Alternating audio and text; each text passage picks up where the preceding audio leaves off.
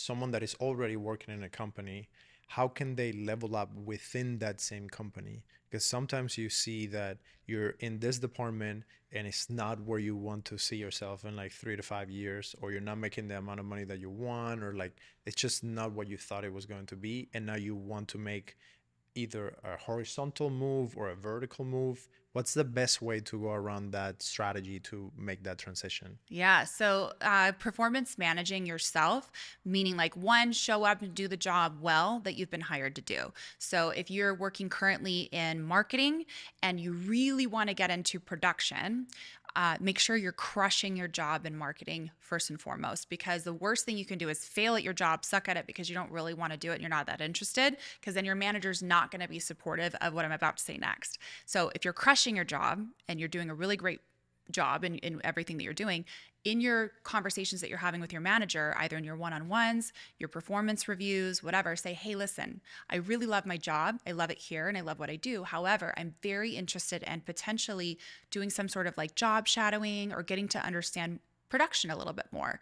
Do you mind if I talk to one of the managers over there and just get a sense of if it's something I might be interested to potentially do one day?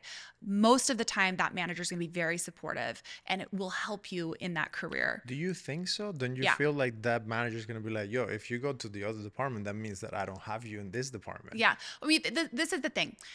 I fully acknowledge there are bad managers out there. There are. And if you're in a situation where you have a bad manager that is not supportive of your career growth and your career trajectory, that's a whole different other question and topic. And I can address that in a minute if you want.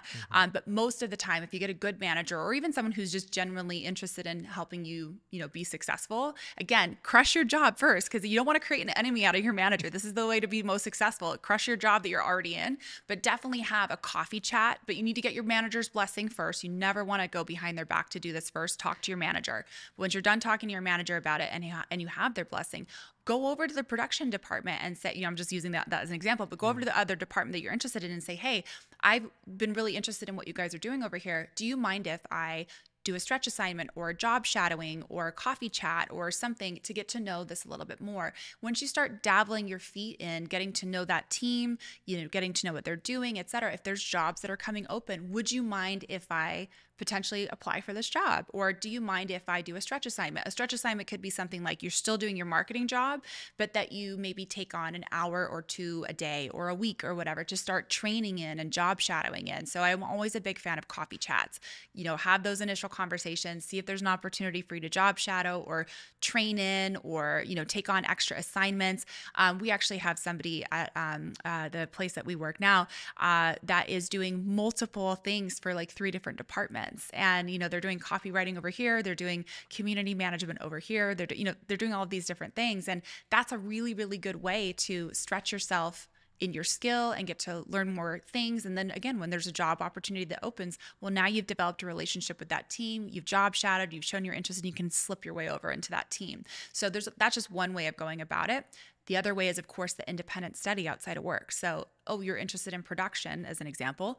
Okay, well, did you take night classes? Did you do some online research? Did you watch YouTube videos? Did you sign up for a local club that does it, right? You can do your independent study as well. So making the transition's not hard, but it does take investment in your time and, education and creating relationships to help find someone who's going to help you bridge that gap to go over to the next department. It's very possible.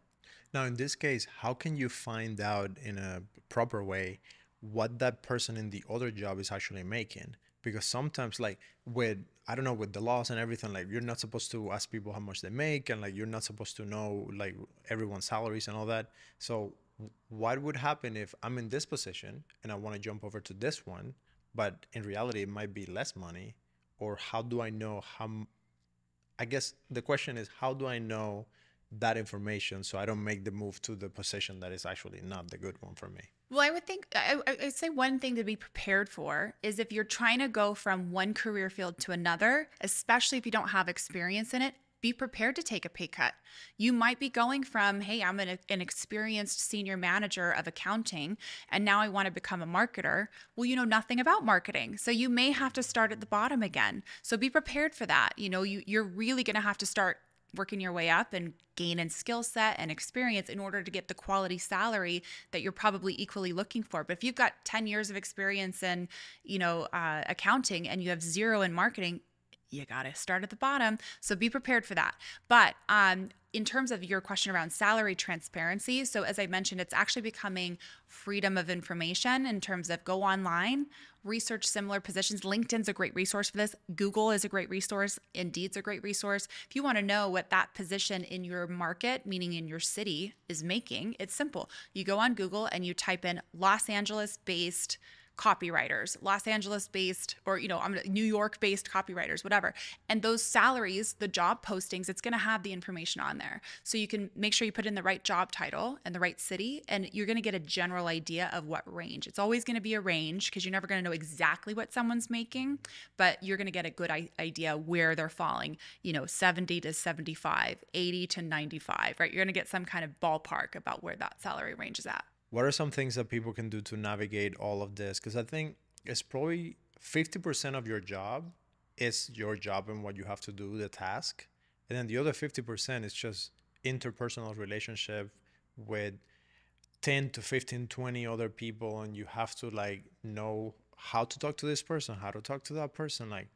What are some things that people can keep in mind? So one, they don't go crazy at work. And second, if they want to make those moves and that strategy, they can actually navigate that in not mixing personal friendships with the thing that you're trying to accomplish in your job, so you don't damage a relationship or get into a weird situation where now this person that you're trying to get close to because you're trying to learn about their department and all of that, now they could feel like you're kind of using them. Or the same thing, if you're in a department and you're trying to leave that department, you got so close to them, like they feel like they're mentoring you and all of this, and all of a sudden you're like, yeah, bye, I want to go over here. What are something tips and strategies that you could talk about in those situations? Yeah, I would say it's all about timing and about how the delivery and the approach, right? So it is a complicated fine line that you're walking when you start talking about switching over to a different team or a different department. But the conversations start during those development times at the company. So most companies, not all, but most companies have an annual review, a 90-day check-in, maybe a mid-year review, something like that, where it's a special time set aside for an employee and a manager to have conversations about their career and their development and how things are going. I think you can lightly start touching on the subject. If you know that eventually you want to be in a different field, have those conversations early. Wait till you're doing well in your role and you've had a good performance review. And after you know you're doing good, it's okay to say, hey, listen, I'm really interested in X, and eventually I'd like to make my way over to that. I know that means at some point that I would be leaving this team or this department, but I would love your support and helping set me up for success to eventually learn more about this and do that. But again, it's all about timing, and it's all about approach and methodology and being honest. You want to be transparent and honest, but you also want to be careful with your delivery on it and make sure it's an appropriate time. You don't want to set them at this unease about, oh, they're just going to bail. They're not going to be focused on this task. They're not going to stay, right? Again, timing, delivery, do well at your job. If you're not doing well at your job and you're not performing in your current role, they're not going to be supportive about that in most cases. They'll probably just exit you out of the company. And so you really want to make sure that you're performing well in your role. You mentioned the balance of interpersonal relationships and things as well. Every company is different. Some companies have a culture where it's very close and connected and it's friends, and there's not very clean lines between personal and professional. But I do always recommend trying your best to maintain some kind of boundaries about work and personal and all of that, because it can become complicated.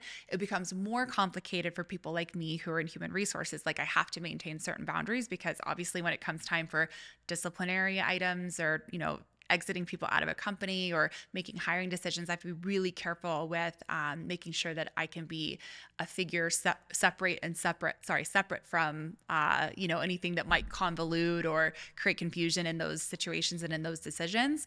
But for a lot of people, it's fine to be friends with who you work with and to hang out outside of work. You just need to make sure you're appropriate and you have I always say this: if you can't put it on the front page of the newspaper and everyone know about it without the embarrassment, don't do it. You know what I mean? So that's kind of the philosophy that I live by and that I work Yeah. by. You want to make sure that what you're doing is something that you would be fine with everybody knowing.